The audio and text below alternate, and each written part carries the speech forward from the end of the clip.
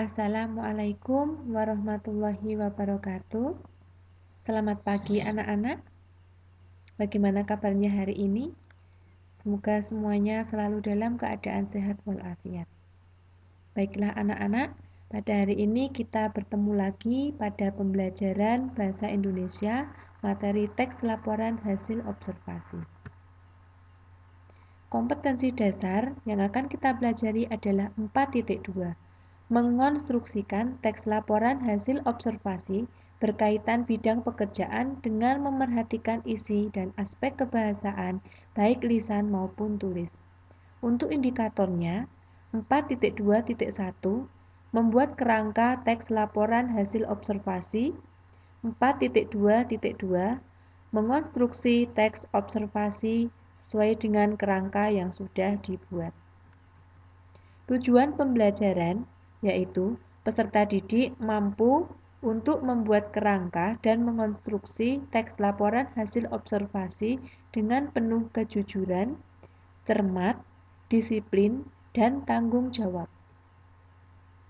Mengonstruksi teks laporan hasil observasi terdiri atas 2 kegiatan yang harus kita lalui. Yang pertama yaitu membuat kerangka teks laporan hasil observasi. Berikutnya adalah mengonstruksi teks laporan hasil observasi sesuai dengan kerangka yang sudah dibuat. Membuat kerangka.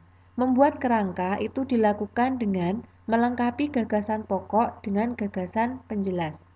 Untuk tahap berikutnya setelah membuat kerangka, barulah kita melaksanakan mengonstruksi atau mengembangkan teks laporan hasil observasi dari kerangka yang sudah dibuat.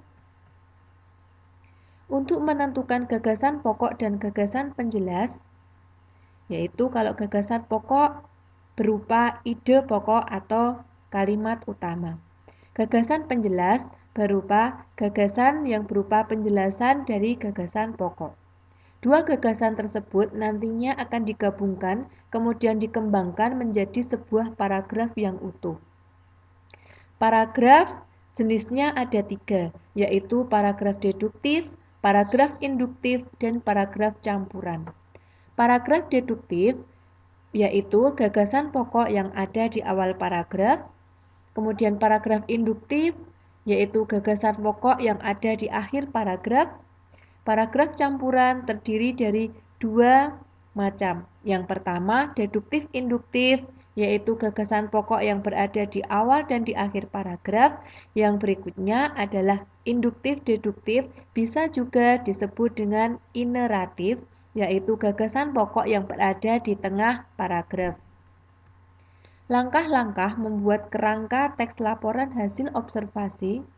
1. Membuat judul laporan yang benar sesuai dengan pengamatan yang dilakukan. 2. Menyusun kalimat pembukaan. 3. Menyusun isi laporan yang berisi gagasan-gagasan pokok dan saran yang disertai alasan terhadap laporan hasil pengamatan. 4. Menulis kalimat penutup. Langkah-langkah mengonstruksi teks laporan hasil observasi yang pertama adalah menentukan topik yang akan diamati. 2. Merencanakan cara menyelesaikan masalah.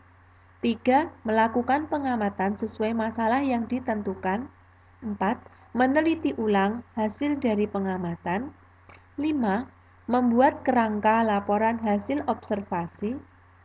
6. Mengonstruksi atau menyusun, mengembangkan laporan hasil observasi dari kerangka yang sudah dibuat. 7. Membenahi laporan. Demikian anak-anak untuk materi pada hari ini yang dapat Ibu sampaikan. Mudah-mudahan materi ini dapat bermanfaat dan membantu kalian dalam kegiatan berikutnya. Untuk berikutnya, setelah ini silahkan siapkan untuk kegiatan soal latihan, yaitu membuat kerangka dari teks laporan hasil observasi. Untuk materi kita cukupkan. Assalamualaikum warahmatullahi wabarakatuh. Terima kasih.